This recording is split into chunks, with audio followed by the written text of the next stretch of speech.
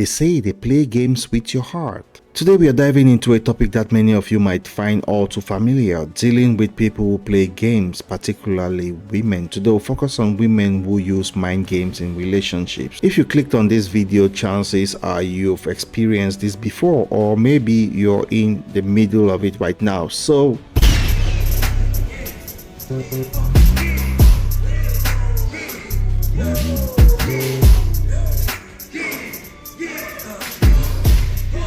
you're into someone, everything seems to be going smoothly, and then suddenly you're caught in a whirlwind of mixed signal and confusing behavior.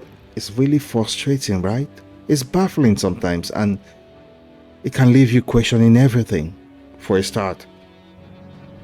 But today I'm going to help you to outsmart these games and focus on finding real, genuine love. So if you are ready, let's just jump right into it. This is the Black Coffee Podcast, and you're welcome to the channel. So think about this, right? You are on a date with someone you've been interested in for a while. The conversation is flowing, the chemistry is undeniable, and you're thinking this could be something special, but out of nowhere, they start to pull back. The text becomes less frequent. The enthusiasm fades, and you are left wondering what went wrong. If this sounds familiar, you are not alone. It's a classic example of relationship games. The push, the pull, the hot, the cold dynamics, like a roller coaster ride you've never signed up for.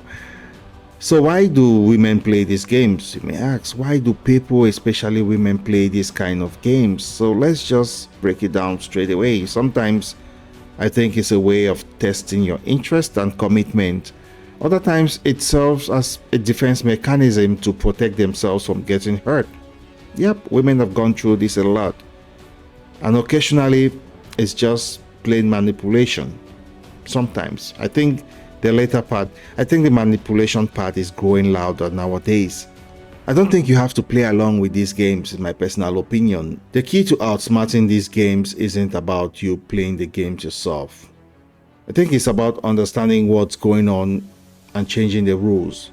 So before we get into some strategies to handle this, let's just dig a deeper into why some women might play such games.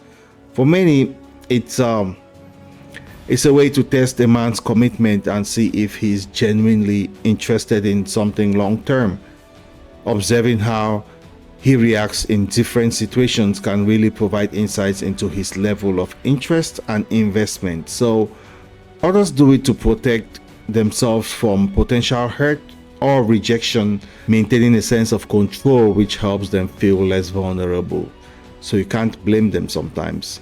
But then there is those who send mixed signals because they are unsure about their own feelings or the future of the relationship. Often these actions create uncertainty and confusion, which can backfire if they met someone who is not up for the emotional roller coaster. Men generally dislike feelings controlled or manipulated, and it can drive them away. So women, take note of that. With this understanding, let's explore some strategies to navigate these games effectively. The first strategy is to recognize these signs. The first step is recognizing when someone is playing games. If you're getting mixed signals, if you're pulling away without explanation, or if they are constantly testing your reactions, there is a good chance they are engaging in some form of manipulation, in my personal opinion. So let's look at these signs more closely. Mixed signals, for instance, one day they're all over you, texting and calling non-stop, and the next is a radio silence. This push and pull dynamic is designed to keep you on your toes, making you crave for their attention even more. Another sign is when they pull away without explanation. You might be having a great time, everything seems perfect, and then suddenly they start to distance themselves. No reason, no explanation, just a sudden change in behavior. This can make you feel insecure and desperate for their approval. There is also this constant testing of your reaction, bringing up their past relationships, flirting with others in front of you, or creating scenarios to see how you respond.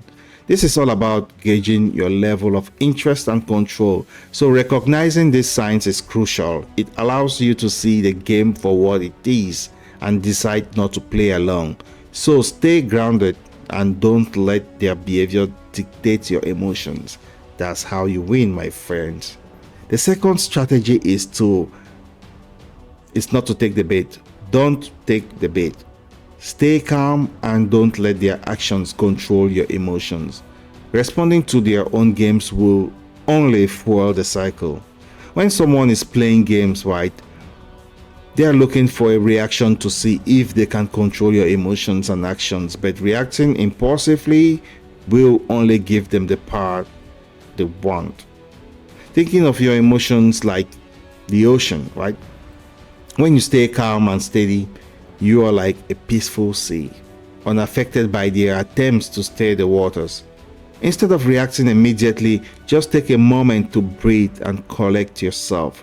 This doesn't mean you just ignore them or pretend not to care. It means responding thoughtfully from a place of calm and confidence. For example, if they pull back suddenly, don't chase after them. Just be yourself. Give them the space and continue living your life. Just focus on your own happiness. This shows that you are not easily manipulated and that you value yourself too much to tolerate inconsistencies.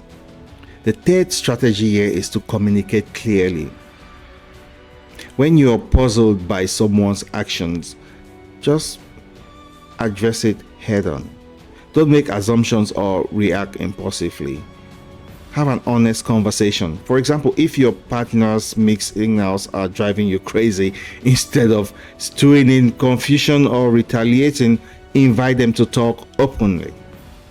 Just say something like, well, I've noticed some changes in your behavior and it's left me feeling confused. Can we talk about what's going on? This approach often shows maturity and willingness to resolve issues directly, which can be very disarming for the lady.